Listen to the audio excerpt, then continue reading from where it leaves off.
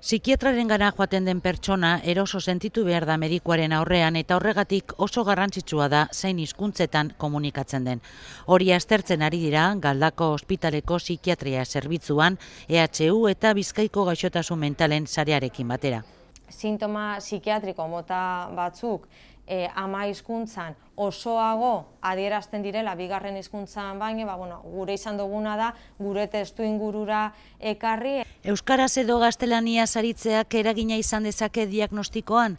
Bai, pazienteek ama hizkuntzan hobeto adierazten dituzte sintomak psikiatra baten aurrean.